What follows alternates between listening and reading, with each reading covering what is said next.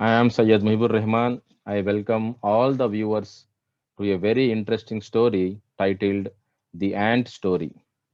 It's a story that reflects the situation of many organizations across the globe. What is the story? Let us move on to that. Every day, a small ant used to arrive at work very early and start working immediately. So, from this, we understand the ant was small. It used to arrive at work very early, which means the ant was sincere, the ant was hardworking, and the ant possessed a very positive attitude because as soon as it used to reach the place of work, it used to start working immediately.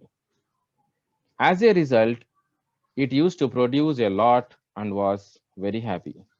But then the chief, a lion, was surprised to see that the ant was working efficiently, that too without supervision. So he thought, if the ant can produce so much without supervision, wouldn't it produce even more if it had a supervisor?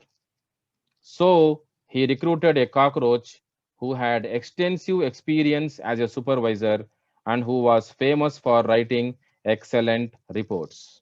So as soon as the cockroach was appointed, the cockroach's first decision was to set up a biometric attendance system. Hold on, without the supervisor, without this new biometric attendance system, that small ant used to come to the work very early and used to start working immediately, which means without these two things also, the ant used to produce a lot and it was satisfied, it was happy. Keep this point in mind. Then what happened? The cockroach also needed a secretary to help him write and type his reports, so he recruited a spider who managed the archives and monitored all the phone calls of the cockroach. As a result, the lion was delighted with the cockroach's reports and asked him to produce graphs to describe production rates and to analyze trends so that he could use them for presentations at board's meetings. So the cockroach had to buy a new computer and a laser printer and also recruited a fly to manage the IT department. As a consequence, the ant who had once been so productive and relaxed hated this new plethora of paperwork and meetings which used up most of its time. Then, what was the opinion of the lion?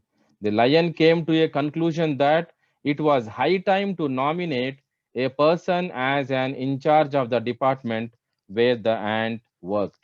And that position was given to the Sakada, whose first decision was to buy a carpet and an ergonomic chair for his office. Then the new person in charge, the Sakada, also needed a computer and a personal assistant to help him prepare the strategic optimization plan. Then the department where the ant works is now has become a sad place where nobody laughs anymore and everybody has become upset.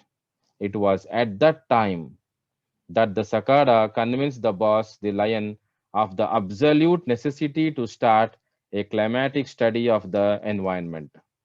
Having reviewed the charges for running the ants department, the lion found out that the production was much less than before, so he recruited the owl, a prestigious and renowned consultant, to carry out an audit and suggest solutions. The owl spent 3 months in the department and came up with an enormous report in several volumes that concluded the department is overstaffed. Guess who the lion fires first? The ant, of course, because according to them, it showed lack of motivation and had a negative attitude. If they don't fire, definitely the ant would leave the organization. And that is the end of the story.